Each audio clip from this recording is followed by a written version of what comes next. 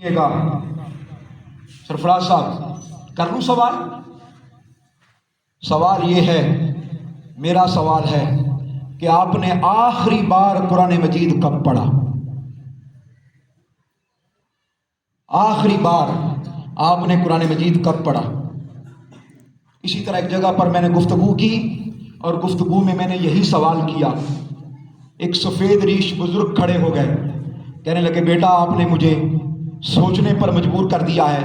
آج سے 3 ماہ پہلے میرے جوان بیٹے کی موت ہو گئی تھی. کیا بولیے؟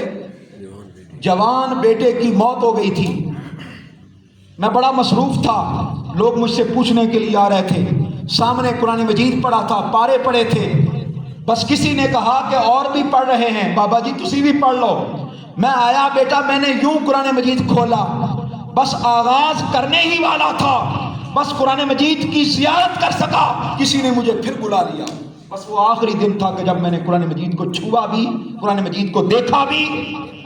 خدا کی عزت کی قسم، ہمیں تو موت بھی قرآن مجید پڑھنے نہیں دیتی. ہم جاتے ہیں وہاں، انتظار کرتے ہیں کہ تھوڑی دیر کے لیے قرآن مجید پڑھیں اور کب اعلان ہو کہ اب بند کر دیں. ایسا ہے کہ نہیں؟ تو قرآن مجید کے ساتھ ہمارا تعلق واجبی سا تعلق رہ گیا ہے. اللہ کے کلام کے ساتھ ہمارا واجبی سا، تاکہ لوگ ہمیں مسلمان کہہ سکیں. آئیے اب بتاتا ہوں. ہم بڑا حضور کی اہل بیت اطہار کا نام لیتے ہیں، سیدنا امام حسین پاک کا نام لیتے ہیں، سیدنا امام حسن مجتبیٰ کا نام لیتے ہیں کہ نہیں لیتے؟ بتائیے ذرا ہاتھ کھڑا کر کے بتائیں. سارے حسینی بیٹھے ہیں نا؟ کوئی یزیدی تو نہیں یہاں پر؟ سارے حسینی ہیں الحمدللہ. قرآن مجید کا جو اللہ پاک نے فہم اتارا ہے، اس فہم کے مطابق ہم سارے حسینی ہیں. بلکہ مجھے کہنے دیجئے قرآن خود بھی حسینی ہے. چونکہ جس سینے پر قرآن نازل ہوتا رہا، حسین اس سینے پر کھیلتا رہا. جس سینے پر قرآن کیا ہوتا رہا؟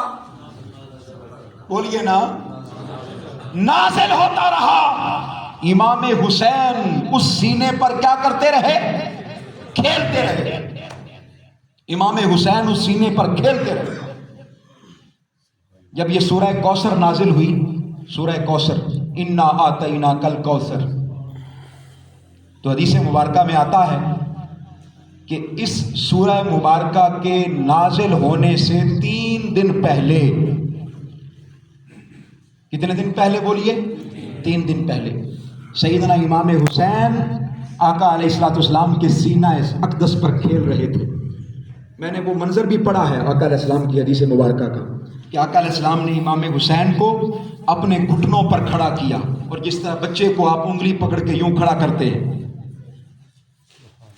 یوں کھڑا کرتے ہیں، تو بچے کو جس طرح انگلیاں پکڑ کے گھٹنوں پہ کھڑا کرتے ہیں اور کہتے ہیں آجا آجا، پکارتے ہیں، بلاتے ہیں. بچہ اٹکیلیاں کرتا ہوا، پھلانگتا ہوا، چھلانگیں لگاتا ہوا، آپ کی انگلیوں کا سہارا لے کر آپ کے سینے پر آتا ہے. لوگوں اسی طرح میرے آقا اپنے گھٹنوں پر کھڑا کر کے حسین کو کہہ رہے تھے حسین آ جاؤ، اور حسین اپنے ننھے منھے قدموں کے ساتھ سینہ مصطفیٰ پر آتا ہے.